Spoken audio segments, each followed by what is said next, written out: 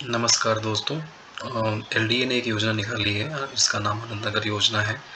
पहले ये मोहन रोड योजना के नाम से थी। तो इसका एक बुकलेट मैंने डाउनलोड किया है एलडीए की वेबसाइट से। सो चलते हैं, इसको रिव्यू करते हैं, कैसी योजना है, क्या डिटेल्स हैं, और इसमें मैं सारी जानकारी दूंगा आपको।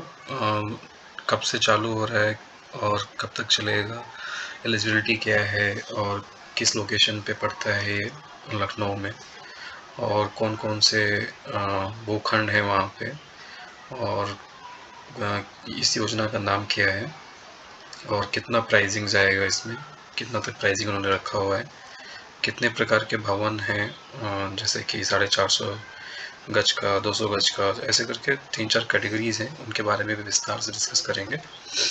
चलिए फिर स्टार्ट करते हैं। तो पंजीकरण की अवधि देखिए, ये 4 अप्रैल से आज से चालू हो गया है और ये 3 मई तक चलेगा। इसकी जो एलिजिबिलिटी है, आवेदक की जो उम्र है वो 18 वर्ष से अधिक होनी चाहिए। आवेदक भारत का नागरिक होना चाहिए। आप एनआरआई हैं फिर भी आप कर सकते हो, आप प्रवासी भारतीय आवेदन कर सकते हैं।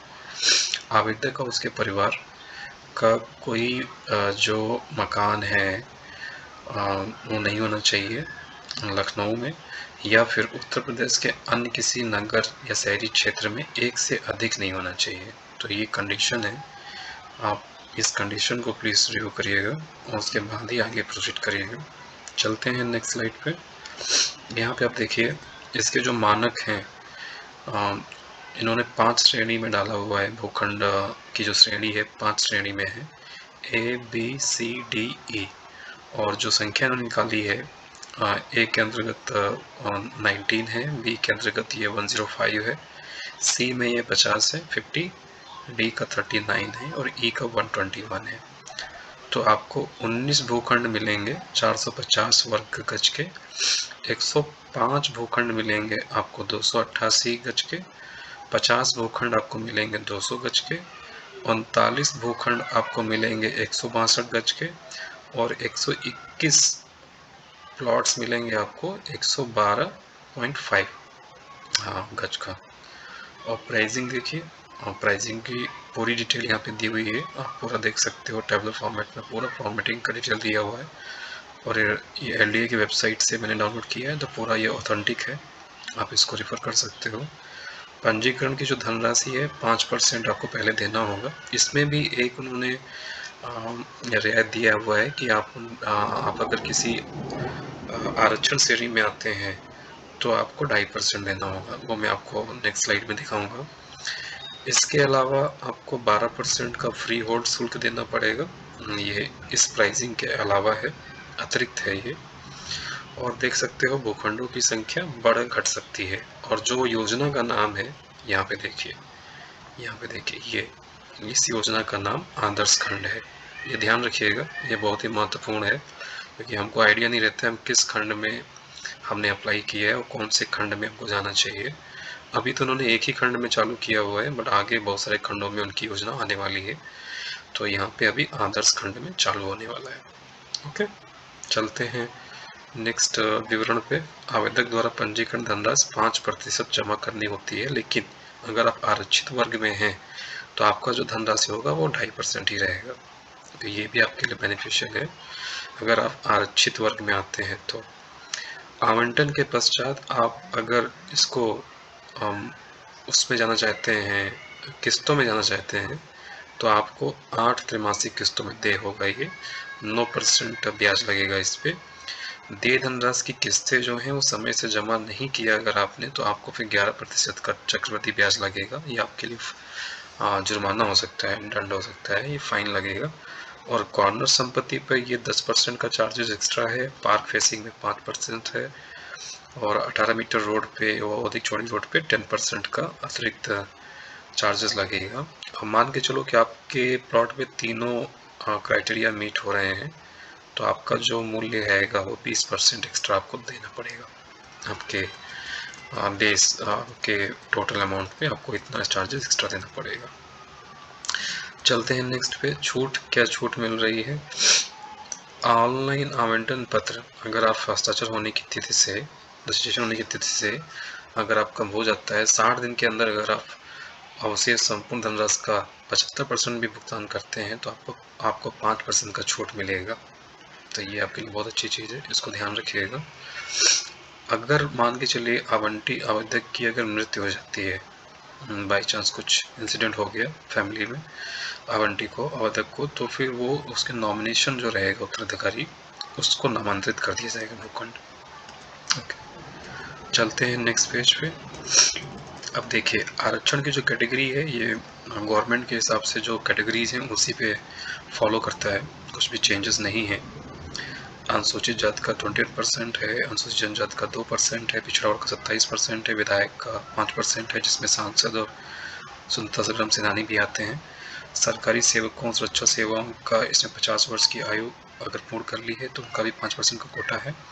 और अगर कोई कर्मचारी उत्तर प्रदेश में वर्किंग है, विकास प्राधिकरण में, जल संस्थान में, महापालिका में, ग्राम नियोजन में, तो वो भी 2% में इसमें एलिजिबल होंगे। भूतपूर्व सैनिक और उनके आश्रितों के लिए भी 3% का कोटा है। वरिष्ठ नागरिक जिनकी आयु 60 वर्ष से ऊपर है उनके लिए भी 10% का हॉरिजॉन्टल कोटा दिया हुआ है और दिव्यांगजन का भी 5% का हॉरिजॉन्टल कोटा है। तो ये आप प्लीज़ रिफ़र करिए, जो जिस वर्ग में आते हो आपको सर्टिफिकेट लगेगा, आपका करेक्टर सर्टिफिकेट, आपका जाति प्रमाण पत्र लगेगा, तो आप उस जाति प्रमाण पत्र रेडी करवा लीजिए और 6 महीने से पुराना नहीं होना चाहिए, तो उसकी ऑथेंटिसिटी ज़्यादा रहता है उसका। चलते हैं नेक्स्ट पेज पे।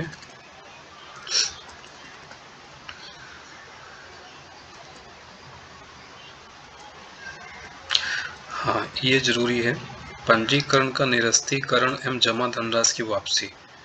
मान के चलिए लॉटरी के पश्चात आपका नाम नहीं निकला, आपका नाम असफल वाले में है, आपको प्लॉट नहीं मिला, तो क्या होगा उस केस में? आपका जितना भी धनराशि था, रजिस्ट्रेशन अमाउंट जो भी था, आपको 3 महीने में वापस कर दिया जाएगा विदाउट एनी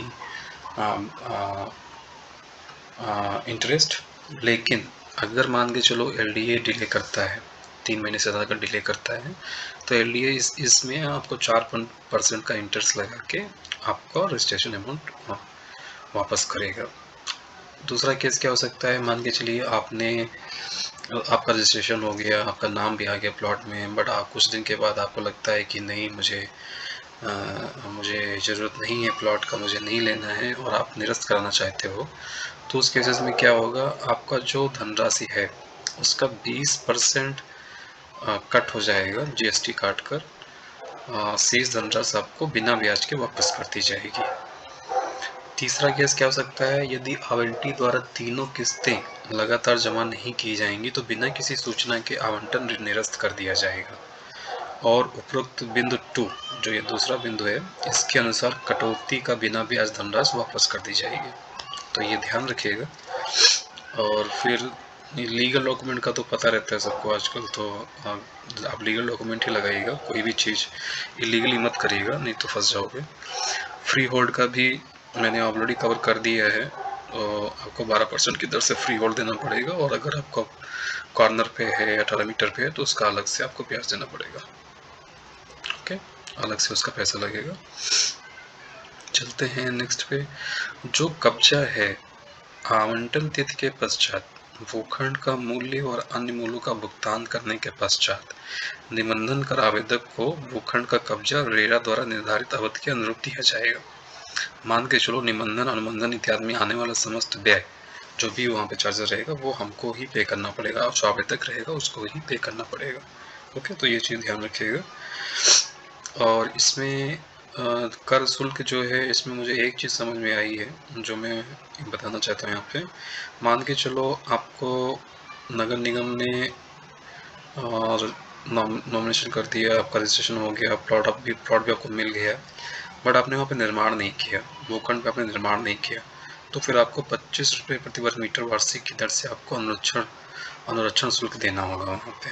तो ये ध्यान रखिएगा, ये भी हमारे लिए फाइन जैसा है, तो इसको सतर्क रहिएगा। और आप इसके ऊपर लोन भी ले सकते हो, भूखंड को बना के आप लोन ले सकते हो, इसका उन्होंने दिया हुआ एलिजिबिलिटी। और बाकी चलते हैं नेक्स्ट पेज पे।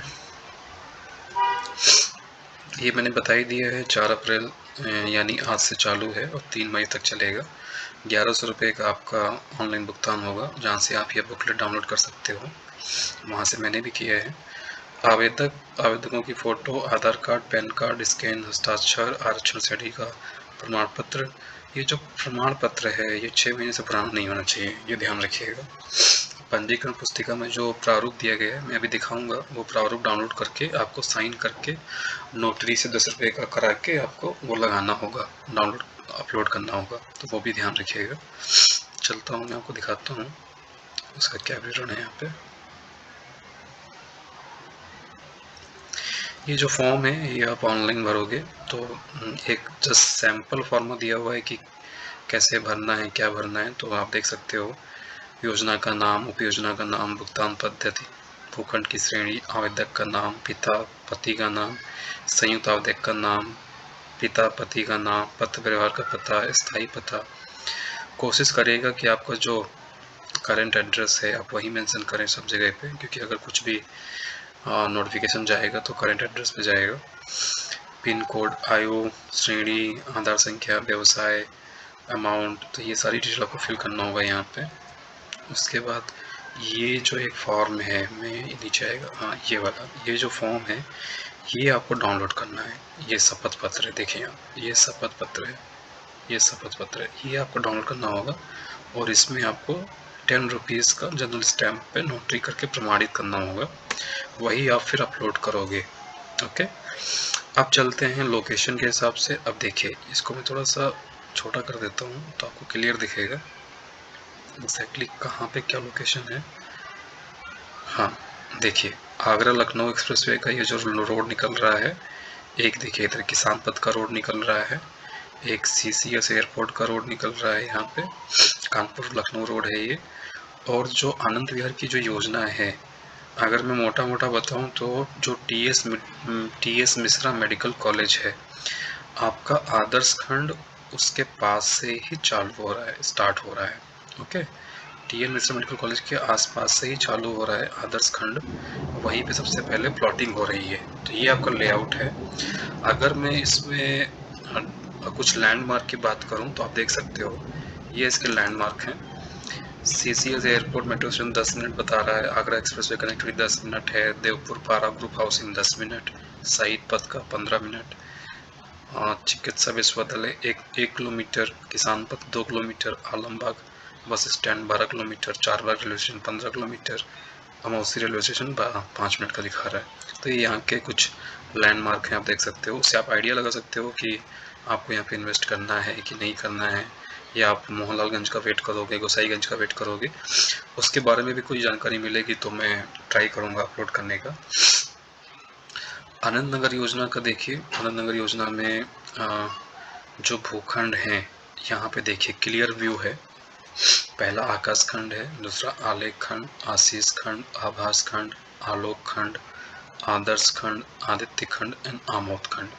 अभी की जो प्लानिंग चालू हुई है वो आदर्श खंड में हुई है, यहाँ पे हुई है, आदर्श खंड में हुआ, यहाँ पे ये है।